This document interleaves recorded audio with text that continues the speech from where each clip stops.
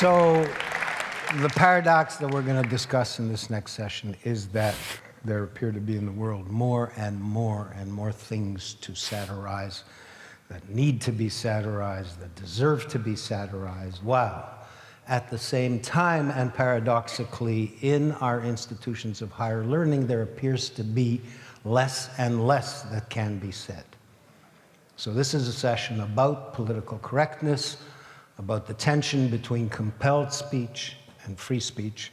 And I'd like to introduce it by having you look at this video clip which features a discussion between Barbara Kay, well-known columnist for the National Post and any number of other publications, and a man slightly more notorious, Mark Steyn, also a great writer and fascinating columnist. So what started the furor this year was Lindsay Shepherd, a graduate student at Wilfrid Laurier University, whose attempt to bring two sides of a point of view to a class in communications that she was teaching ended up in her being interrogated in a kind of star chamber scene that she recorded. It went public, and everybody suddenly realized when they heard the words of her interrogators, her supervising professor, the equity officer at her school. They lambasted her. She was showing a clip from a public affairs television show with both sides. What is it you find offensive about this legislation? Well, fundamentally, there were two things that really bothered me, although there have been other things I've thought about since. One was that I was being asked, as everyone is, to use a certain set of words that I think are the constructions of people who have a political ideology that I don't believe in and that I also regard as dangerous. What are those words? Those are the made-up words that people now describe as gender neutral, and so to me they're an attempt to control language and in a direction that isn't happening organically. It's not happening naturally. People aren't picking up these words in the typical way that new words are picked up, but by force and by fiat. And I would say by force because there's legislative power behind them. So and I don't like these made-up words, Z and Zer and that sort of thing. People who will continue to attack them on racist grounds, on gender and sexual violence grounds, and that's why people start to fight back, and that's why people object. And your attempts to regulate my language use, and I don't care about your language use. I care about the safety of the people who are being harmed. I know people who make your kinds of arguments are always concerned with other people's safety. I'm concerned with my own safety. Just so that people are aware, my physical, emotional life and livelihood is at risk from being here. But I just want people to be aware that trans and gender diverse communities, and especially people of color, are being targeted and threatened physically. So free speech is a great idea and equality is a great idea, but we actually can't have those conversations when people are not even able to be present. Jordan, let me read this tweet to you and I'll get you to respond to it because I think it's instructive of the conversation that just took place between the two of you. Can someone please explain to Jordan B. Peterson that there's a difference between freedom of speech and freedom from consequence? Do you agree there's a difference? Well, certainly there's a difference. And are you prepared to suffer the consequences that society may deem you need to suffer because of your views? Yes, I'm prepared to do that. What does that entail? Are you open to learning? Well, hang on. That's not the question. Hang on, that wasn't the question. It's That's true. Right. Well, so what am I willing to do? Well, I think that the Ontario Human Rights Tribunal is probably obligated by their own tangled web to bring me in front of it. If they find me, I won't pay it. If they put me in jail, I'll go on a hunger strike. I'm not doing this.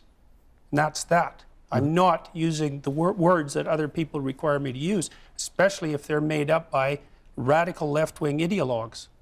Now, if our society comes to some sort of consensus over the next while about how we'll solve the pronoun problem, let's call it, and that becomes part of popular parlance, and it seems to solve the problem properly without sacrificing the distinction between singular and plural, and without requiring me to memorize an impossible list of an indefinite number of pronouns, then I would be willing to reconsider my position. But I'm also partly opposed to this because it's been made mandatory and has the whole weight of the law behind it. It's like, this is a very bad idea, and I believe that the reason this has caused so much noise, tremendous amount of noise, tremendous amount of attention on YouTube, is because there are things that are at stake in this discussion, despite its surface nature, that strike at the very heart of our civilization. That's what I believe. When you listen to those professors, they're willing to destroy her life over that. And if you listen to the sort of gobbledygook they talk, all about, it's problematic to show a clip of Jordan Peterson, then that's exactly the way, if you look at any of the great novels of Eastern Europe, Milan Kundera, The Joke, when the commissars haul him up for telling a joke that does not meet with party approval, that's what these guys are doing.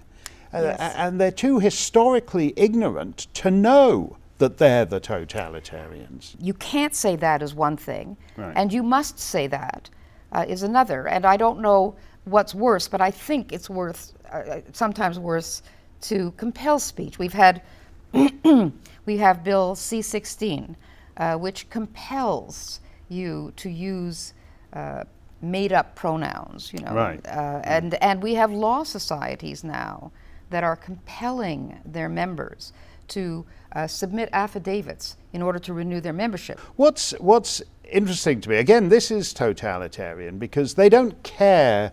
It's like when they sent you to re-education camp in the Soviet Union. They don't actually care whether you really believe. Mm-hmm.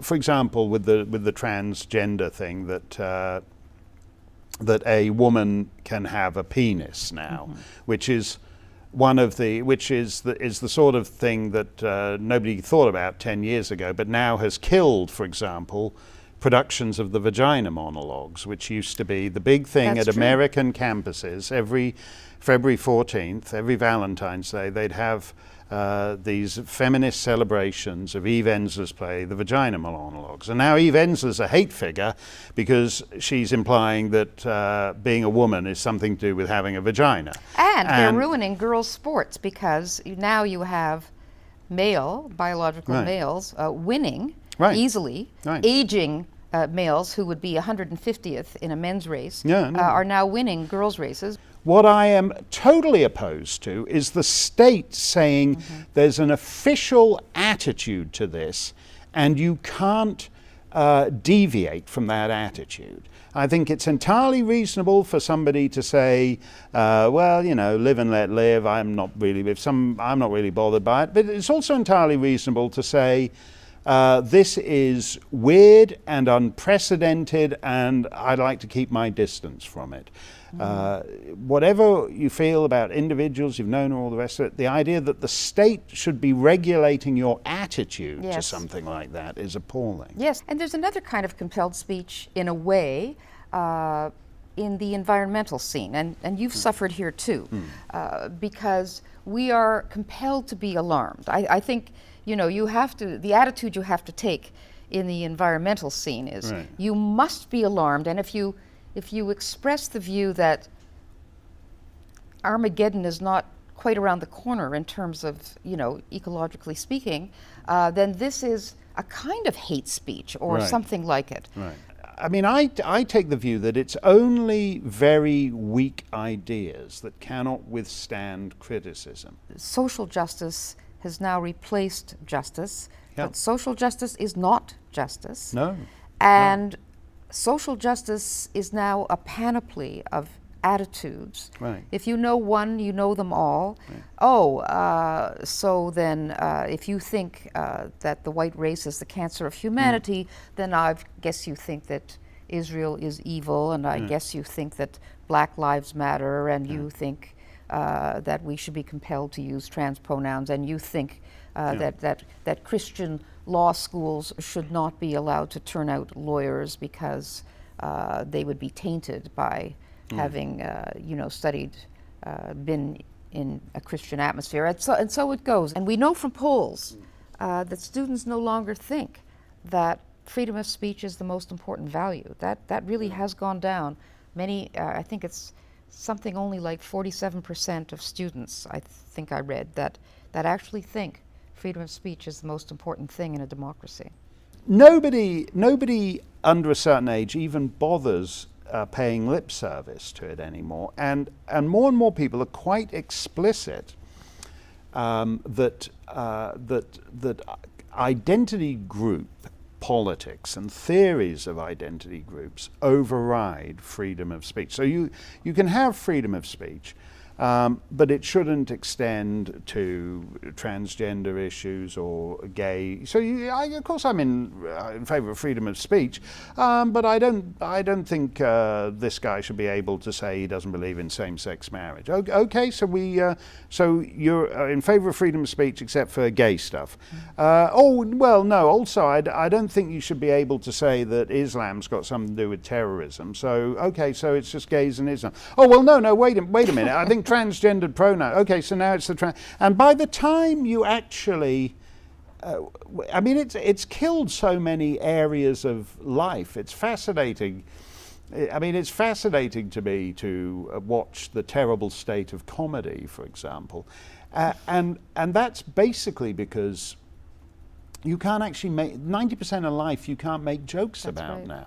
I mean, I find it hilarious. I think it is objectively hilarious. I was just for the because I know George Jonas used to love these kind of stories, and so there's this one out of Windsor, Ontario, where a transgendered person goes into a waxing salon and asks for full Brazilian wax, and the only waxologist is a devout Muslim lady, and so if she actually, and this transgendered person hasn't, what we used to say hasn't gone all the way now. You can't say that now because we're supposed to.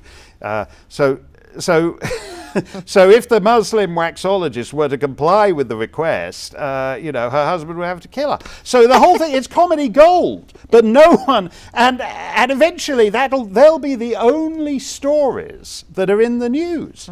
But we won't be able to talk about them. Lindsay Shepherd's, 22 or 23. And I don't think anyone realizes what it's like. I mean, it's like when you get to my age and the vicissitudes of life have clobbered you into the ground, you have a certain sort of resilience. I think when you're Lindsay Shepherd's age, to decide you're going to stand up to it, that's a 1 in a million thing that she does.